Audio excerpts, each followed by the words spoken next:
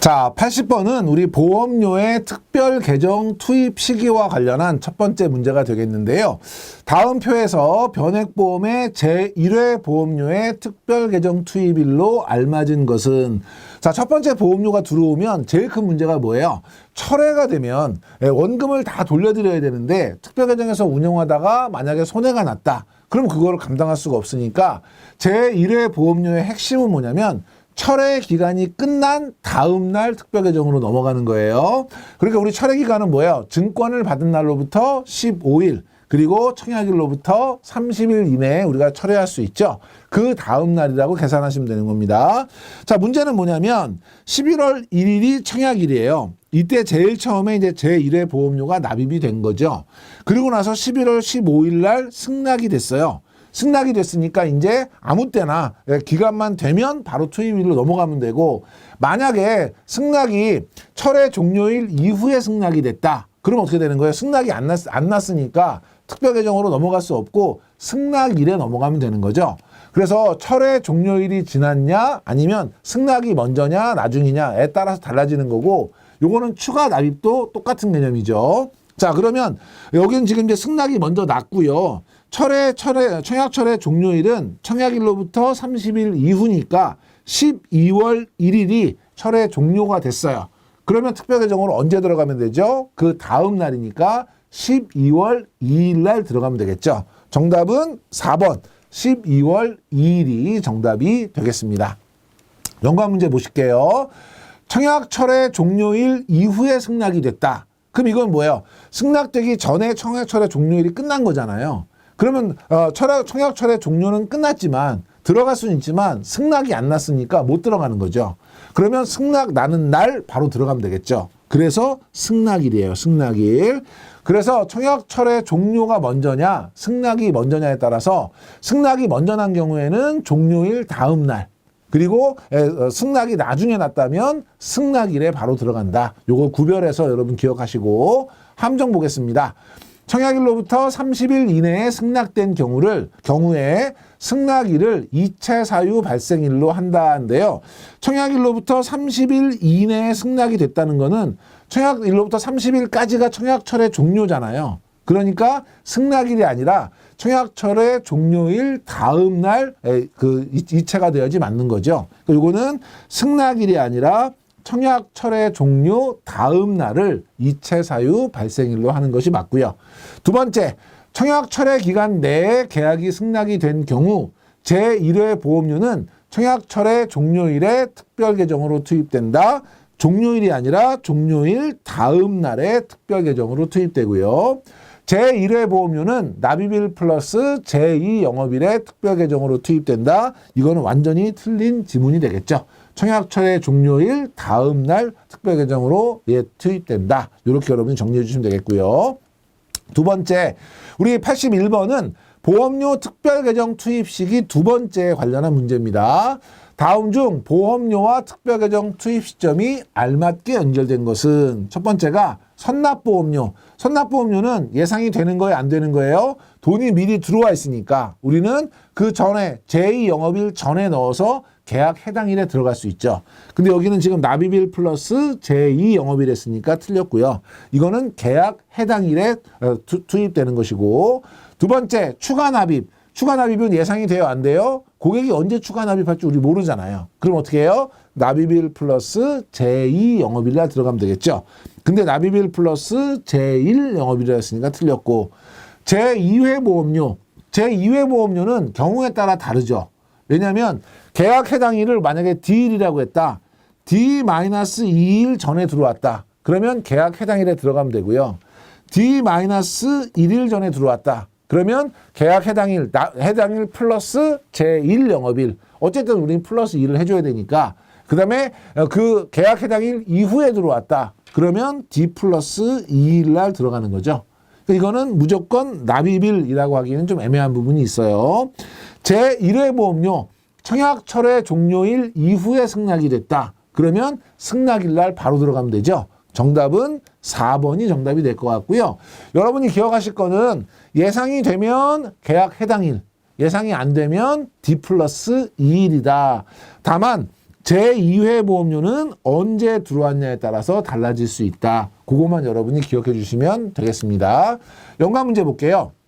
제2회 이후 보험료를 월 계약 해당일 이후에 납입했대요. 그럼 어떻게 되는 거예요? 납입일 플러스 제2 영업일에 들어가면 되는 거죠. 근데 만약에 월 계약 해당일 마이너스 1 영업일에 들어왔다. 그러면 납입일 플러스 제1 영업일.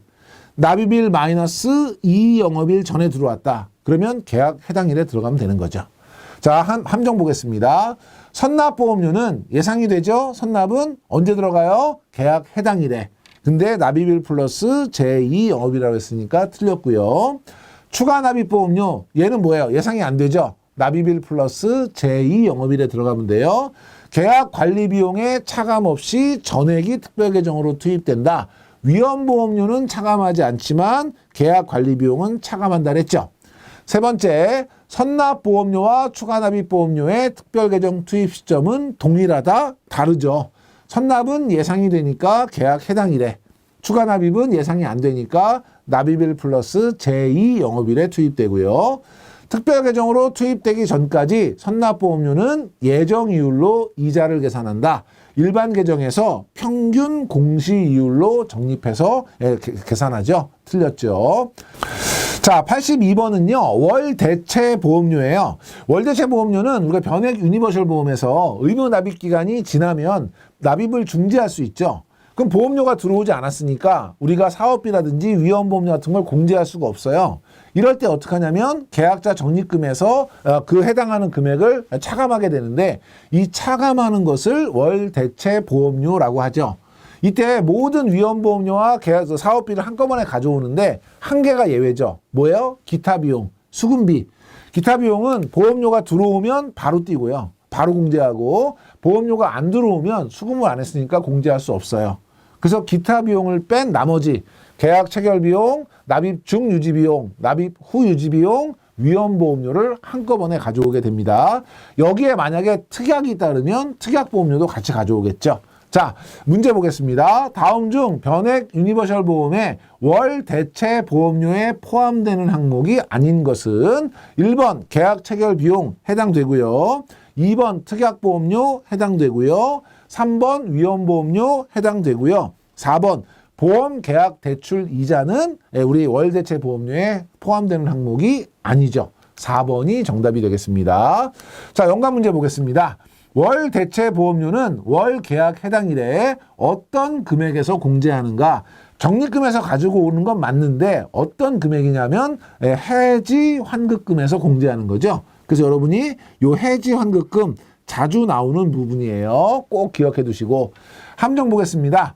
월 대체 보험료는 해당 월의 위험보험료와 계약 체결 비용 및 기타 비용, 특약이 부과된 경우 특약보험료로 구성되어 있다. 한 개는 뺀다 그랬죠. 뭐가 빠지죠? 기타 비용은 빠져야 되는 것이고 일반 보험과 달리 변액보험의 청약 철회 사유에는 제한이 있다라고 하는데 철회 사유에는 또 일반 보험과 동일하죠. 별도의 제한은 두고 있지 않습니다. 그래서 이것도 역시 틀린 것이고요. 자, 83번은 해지 환급금에 관련한 문제입니다. 다음 중 변액보험의 해지 환급금에 대해서 틀리게 설명한 것은 1번 변액보험을 해지할 경우 해지 신청일 플러스 제1 영업일의 기준가격을 적용한다라고 했는데 신청한 그 날의 기준가격이 아니라 그 다음 날의 기준가격을 적용하는 거죠. 그런데 이것도 장중이냐 장후냐에 따라서 달라지죠. 장중이면 그날의 종가로 다음날 결정되는 거지만 장이후면 다음 날이죠. 그래서 우리가 일괄적으로 약관에서 해지 신청일 플러스 제2 영업일의 기준가격을 적용하죠. 1번 틀렸고요. 2번 보험료 납입 기간 중에도 해지 환급금이 기납입보험료를 초과할 수 있지요. 그래서 납입 기간이 20년인데 15년 지났더니 10년 지났더니 원금 이상 수익이 났다. 가능한 거고요.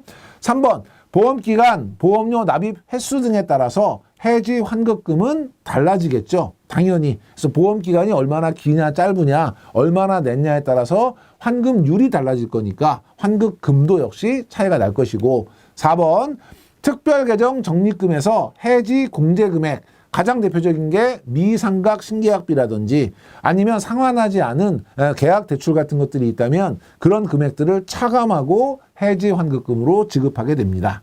그러니까 틀린 것은 1번이 정답이 되겠고요.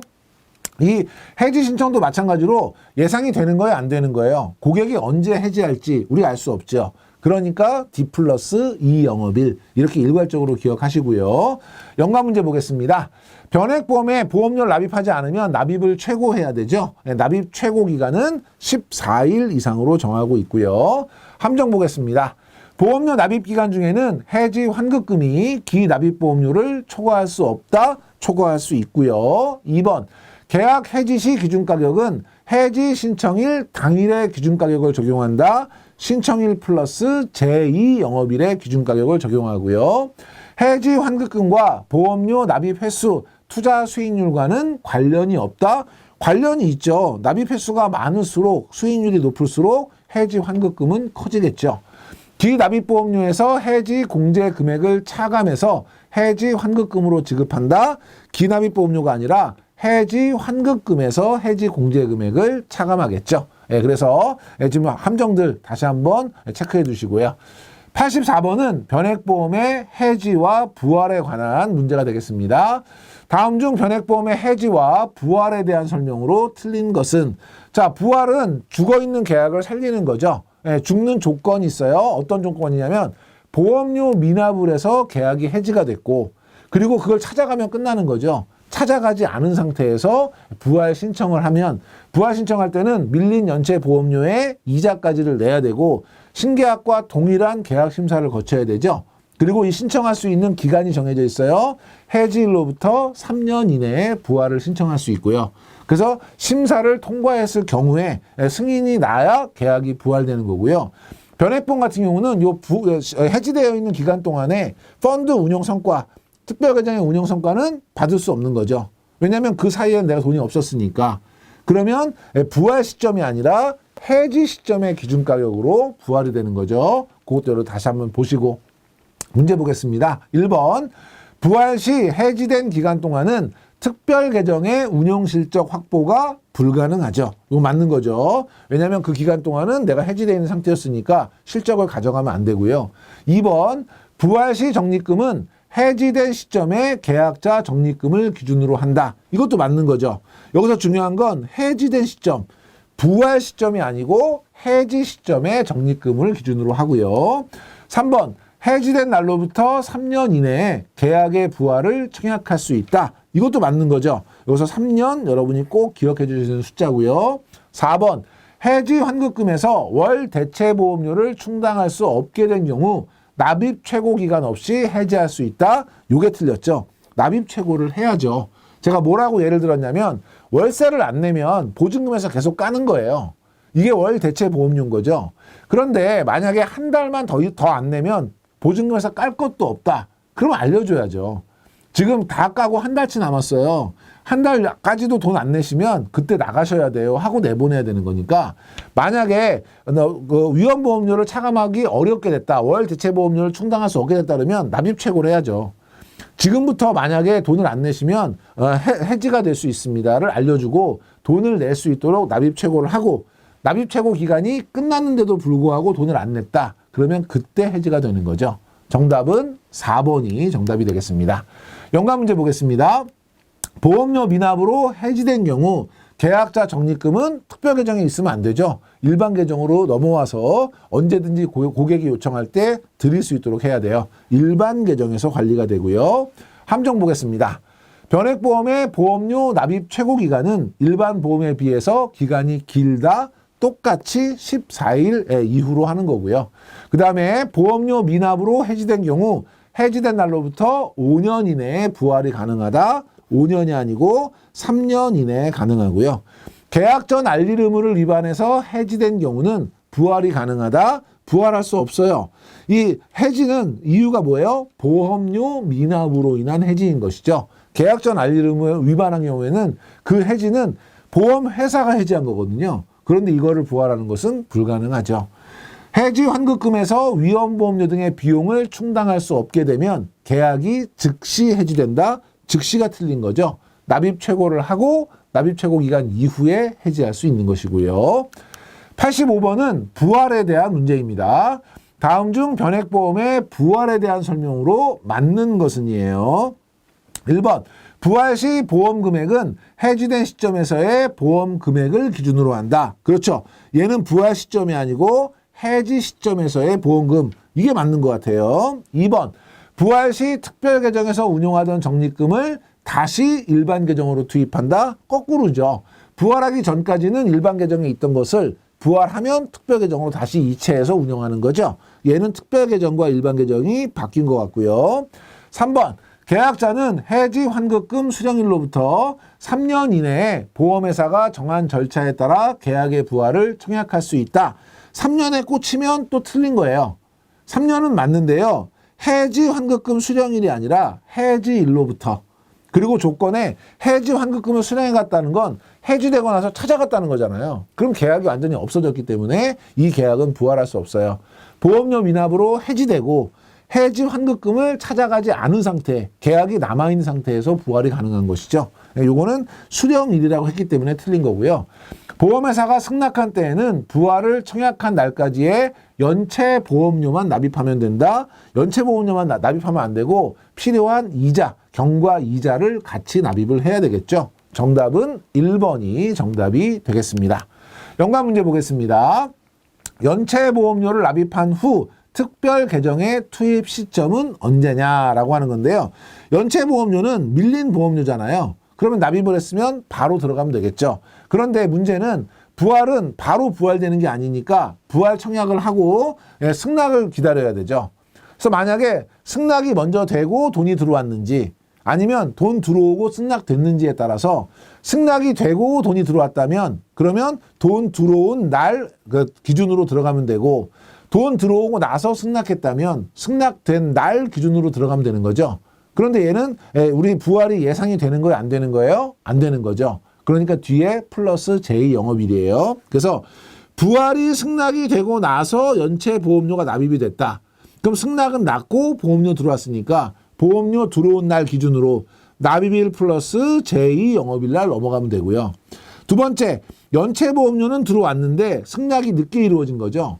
그러면 승낙일 플러스 제2영업일 기준입니다. 그래서 뭐가 먼저냐에 따라서 기준점은 달라지지만 부활의 경우에는 플러스 제2영업일이라는 거 기억하시고요. 함정 한번 보겠습니다. 계약을 부활하면 해지된 기간 동안에 특별 계정의 운용 실적의 확보가 가능하다. 그 기간 동안은 해지되어 있었기 때문에 불가능하다. 자, 86번은 보험 계약 대출, 저희가 흔히 이제 약관 대출이라고 부르는 그런 것들에 대한 문제인데요. 다음 중 보험 계약 대출에 대한 설명으로 틀린 것은 1번, 변액보험의 보험 계약 대출 이자는 전액이 특별 계정으로 투입된다 했는데 전액이 아니고 수수료를 제외한 금액이 특별 계정으로 투입되겠죠. 2번, 계약자는 보험 계약 대출금과 이자를 언제든지 상환할 수 있고요. 3번, 해당 계약 해지 환급금의 일정 범위 내에서 보험 계약 대출을 받을 수 있고요. 이때도 해지 환급금 범위 내라는 거 꼭 기억하시고 4번, 보험회사는 계약이 해지될 때 해지 환급금에서 아직 상환하지 않은 보험 계약 대출 원리금이 있다면 얘를 차감하고 지급하는 거죠. 이걸 해지 공제액이라고 저희가 이야기했고요. 정답은 1번이 정답이 되겠습니다. 그래서 연관 문제 보겠습니다. 변액보험의 계약 대출을 받을 경우 특별 계정 방식과 일반 계정 방식의 대출 가능 횟수는인데요. 우리 특별 계정 방식은 내 특별 계정에 있는 돈 안에서 가져가는 거예요. 그래서 얘는 횟수 제한도 있고요. 가져가게 되면 그만큼 특별 계정에서 운영이 안 되는 거고 일반 계정 방식은 뭐냐면 내 계약과 상관없이 보험회사가 자기 돈을 빌려주는 개념이에요. 그렇기 때문에 횟수에 대한 제한도 없고 특별계정 운용 성과에도 영향을 미치지 않는 거죠. 특별계정 방식은 월 1회 가능하고요. 일반 계정 방식은 제한이 없습니다. 함정 보겠습니다. 대출 상환 금액은 상환일에 즉시 특별계정으로 투입이 된다인데요. 우리 대출 상환은 예상할 수 있어요, 없어요? 고객이 언제 상환할지 알 수 없죠. 그러니까 상환일 플러스 제2영업일에 투입이 돼야 되겠죠. 상환일에 즉시가 틀린 것 같고요. 계약자는 보험 계약 대출금을 월 계약 해당일에만 상환할 수 있다. 언제든지 아무 때나 상환할 수 있고요.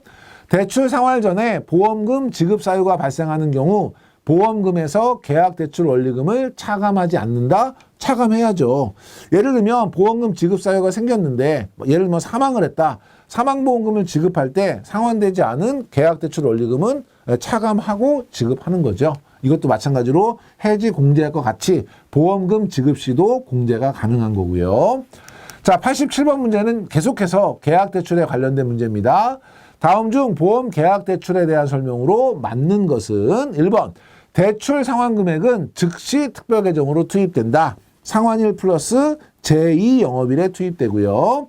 계약자가 납부한 보험 계약 대출 수수료는 특별 계정으로 투입되지 않는다. 그렇죠. 2번이 맞는 것 같아요. 보험 계약 대출 수수료는 잡수익이에요. 이거는 특별 계정으로 넣는 게 아니라 그냥 일반 계정에서 잡수익으로 잡겠죠. 2번이 지금 맞는 것 같고요. 3번 보험 계약 대출에 따른 이자는 발생하지 않는다. 발생하고요. 이자도 납부하셔야 되고요. 4번 계약자는 보험 계약 대출금을 월 계약 해당일에만 상환할 수 있다. 아무 때나 상환할 수 있다 그랬죠. 정답은 2번이 정답이 되겠습니다. 연관 문제 보겠습니다. 특별 계정에서 투입되는 보험 계약 대출 이자는 얼마인가? 계약자가 납입하는 보험 계약 대출 이자는 8만 원이고요. 이 금액에는 보험회사가 정한 보험 계약 대출 수수료 10,000원을 포함하고 있다. 그럼 우리는 이자 전액이 아니라 뭐만 뛴다 그랬죠? 수수료는 뛴다 그랬죠. 그러니까 8만 원에서 수수료 10,000원을 공제한 7만 원이 특별 계정에 투입되는 거죠. 이것도 역시 계산 문제는 아니고요. 함정 보겠습니다. 일반 계정 담보 대출로 대출할 경우 보험회사 돈을 그냥 빌렸다는 거죠. 대출에 대한 이자는 발생하지 않는다? 발생하지요. 틀렸고요. 일반 계정 방식에 의한 보험 계약 대출은 월 1회만 가능하다. 특별 계정 방식은 월 1회, 일반 계정 방식은 구분하고 있지 않죠. 일반 계정 방식 대출의 경우 보험 계약 대출금을 상환하기 전까지 특별 계정의 계약자 적립금에서 보험 계약 대출금만큼 운용되지 않는다. 특별 계정 방식이라고 하면 운용되지 않기 때문에 성과에 영향을 미치지만 일반 계정 방식은 내 계약과 상관없이 보험회사에 돈을 빌리는 것이기 때문에 성과에 영향을 미치지 않는다.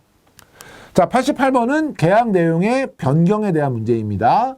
다음 중 변액보험의 계약 내용 변경에 대한 설명으로 맞는 것은 1번 기본 보험 금액을 감액하는 경우 같은 비율로 변동 보험 금액도 감액된다. 그렇죠. 하나만 감액하는 거나 하나만 증액하는 것은 안 되고요. 2번 보험 가입 금액을 감액하고자 할 때는 그 감액된 부분은 중도 인출로 본다. 중도 인출이 아니라 해지로 보죠. 틀렸고요. 3번 변액 유니버셜 보험의 보험 수익자는 변경이 불가능하다. 수익자는 변경이 가능하고요. 월납보험 계약은 펀드 변경 기능을 적용할 수 없다. 적용할 수 있지요. 정답은 1번이 정답이 되겠습니다. 연관 문제 보겠습니다. 변액보험 계약에서 변경할 수 없는 거 딱 두 가지가 변경이 안 되죠. 첫 번째, 피보험자는 변경이 안 되고요. 두 번째, 변액 유니버셜 보험의 보험 기간과 의무 납입 기간. 보험 기간은 종신이고요. 의무 납입 기간은 2년이죠. 요거는 변경할 수 없다는 것이고요. 함정 보겠습니다. 일반적으로 보험 가입 금액은 증액과 감액이 가능하다. 감액은 가능하지만 증액은 불가능한 경우가 많고요.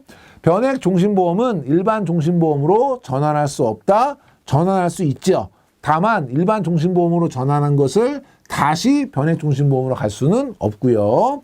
기본 보험 금액 또는 변동 보험 금액만의 감액이 가능하다? 안 된다 그랬죠. 둘 다 해야 되고 같은 비율로 감액을 해야 됩니다.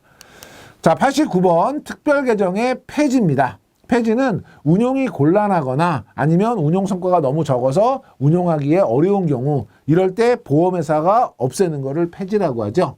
그냥 없애는 게 아니라 안내문을 보내고요. 고객이 만약에 나는 그러지 말고 그냥 해지해 주세요. 그러면 돈 돌려드려서 해지하는 거고요. 그렇지 않은 경우에는 비슷한 펀드로 옮겨간다 그랬죠. 이럴 때 이 비슷한 펀드로 옮겨가는 건 펀드 변경 횟수로 친다, 안 친다? 안 친다. 그러면 운용이 곤란한 경우는 투자 대상 자산이 없어졌거나 운용하고 나서 설정하고 나서 1년째 되는 날 얼마요? 50억 초과냐 아니냐 요걸로 계산한다 그랬죠. 여러분 그거 다 챙겨봐 주셔야 됩니다. 자, 폐지 사유 한번 볼게요. 1번 특별계정펀드의 운용 대상이 소멸하면 운용을 못하겠죠. 이거는 특별계정 폐지 사유에 해당되고, 2번 자산 가치의 변화로 인해서 효율적인 자산 운용이 곤란해진 경우, 이것도 역시 운용이 곤란한 경우니까 가능하고요. 3번 펀드를 설정한 후 1년이 되는 날에 설정액이 50억 미만인 경우, 이것도 해당이 되는 거죠.